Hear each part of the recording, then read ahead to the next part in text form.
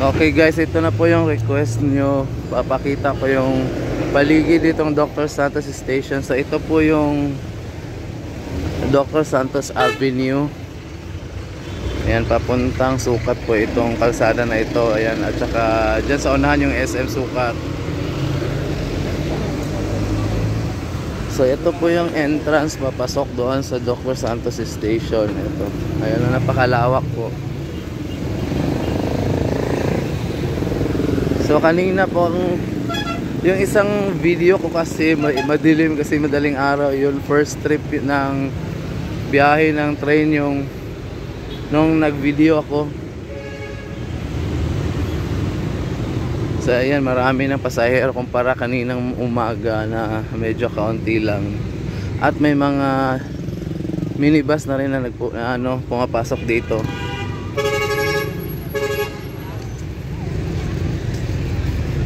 Ayan, may mga tricycle. Malawak po itong Dr. Santos Station dahil may public transport, intermodal public transport center ito.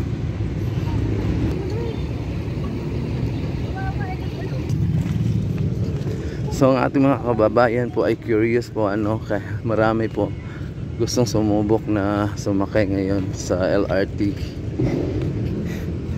Katulad na lang ng mga friends ko na hinaantay ko, papunta sila dito para subukang sumakay sa LRT papuntang Baclaran. So ayan yung public transport. Malawak po yan. Dalawa po yung lusutan at pasukan at labasan dito sa Dr. Santos Station. Yung isa doon sa unahan ay yung papuntang Las Piñas, yung C5 extension.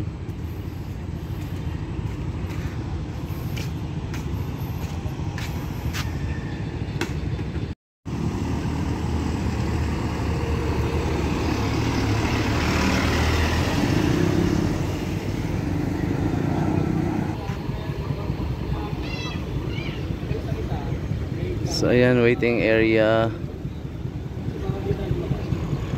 Tapos dito ang parking.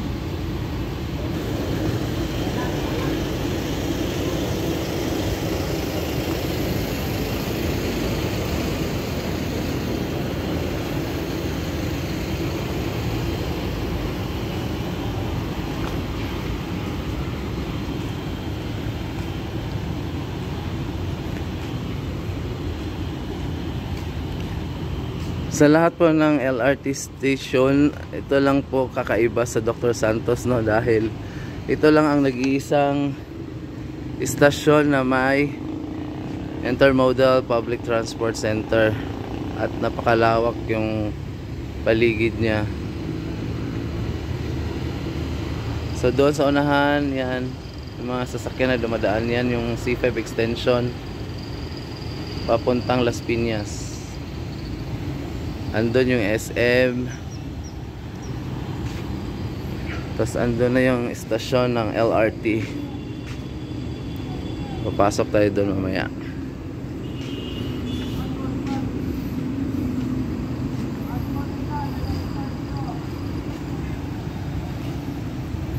Ayan mga minibus papuntang Sukat.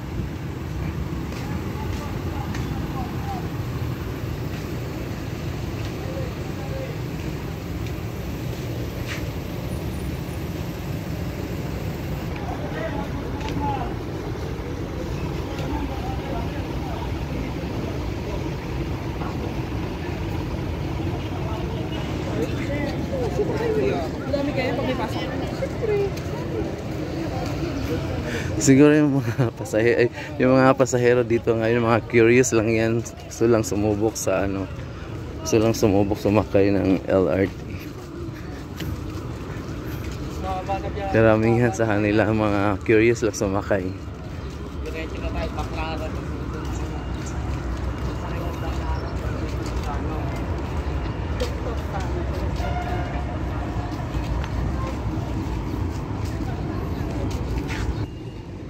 Isa sa magandang feature dito po sa ano no, sa Dr. Santos Station ay itong mga rampa para sa mga wheelchair, sa mga nagdadala ng mga e-bike.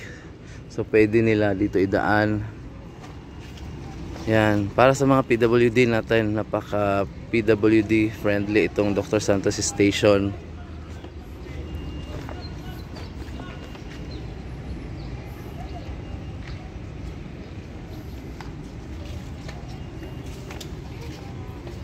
At ang lawak din dito sa ano, may mga office. So sa tingin ko halos lahat ng mga pasahero dito curious lang talaga na sumakay ng train mula dito sa Dr. Santos Station o dito sa may ano, phase 1 ng LRT Cavite Extension.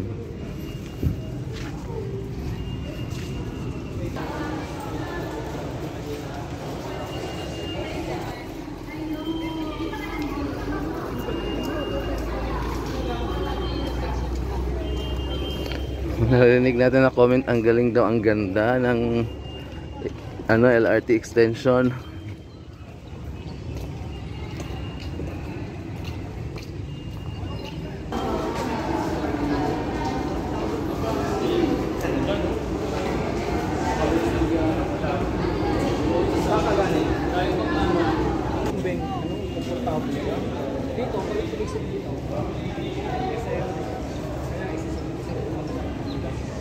Dito rin yung